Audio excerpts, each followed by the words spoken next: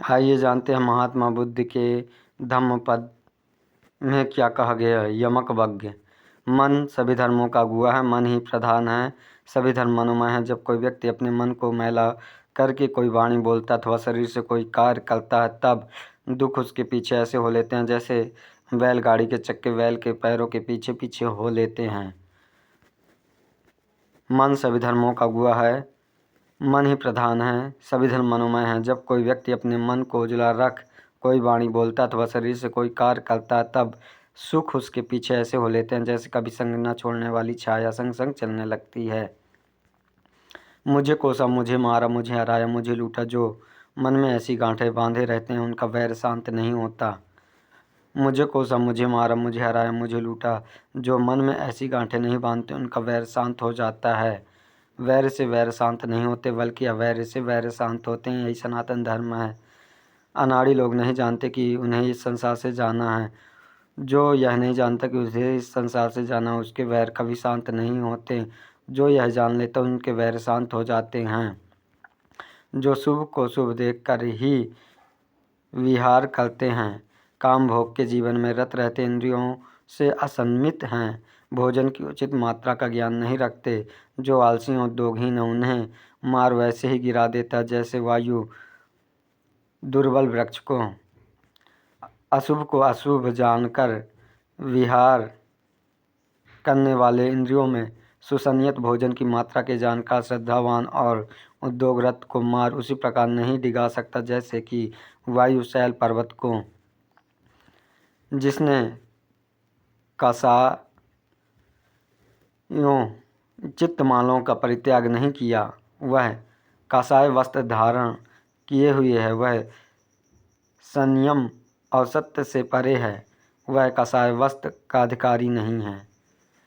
जिसने कसाय या चित्तमालाओं को निकाल बाहर किया है, शीलों में प्रतिष्ठित है, संयम और सत्य से युक्त है, वह निस्संदेह कसाय वस्त्र धारण करने का अधिकारी है। जो असार को सार और सार को असार समझते हैं, ऐसे गलत चिंतन में लगे हुए व्यक्तियों को सार कभी प्राप्त नहीं होता। सार को सार और असार को असार जानकर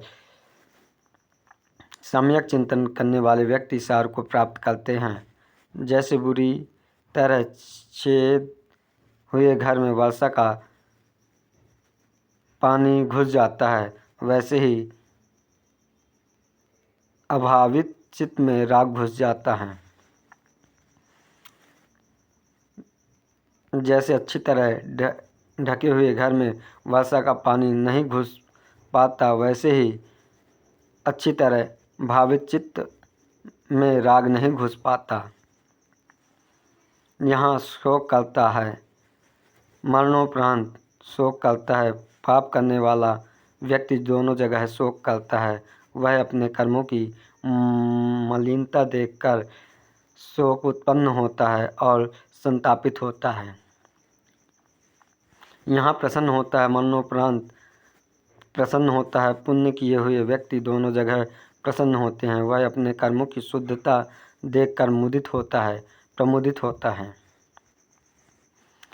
यहाँ संतप्त होता है, प्राण छोड़कर संतप्त होता है, पापकारी दोनों जगह संतप्त होता है।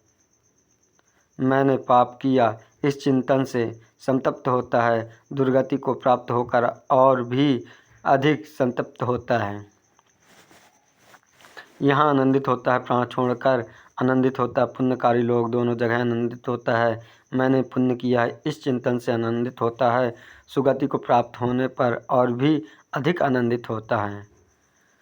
धम्म ग्रंथों का कितना भी पाठ करें, लेकिन यदि प्रमाद के कारण मनुष्य उन धर्म ग्रंथों के अनुसार आचरण नहीं करता तो वह दूसरों की गाय गिनने वाले ग्वाले की तरह श्रमणत्व का भागी नहीं होता।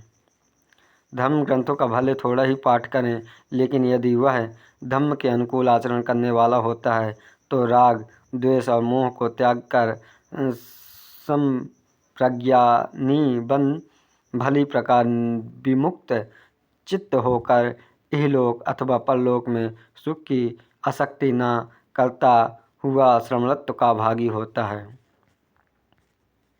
नमो बुद्धाय। जय भीम।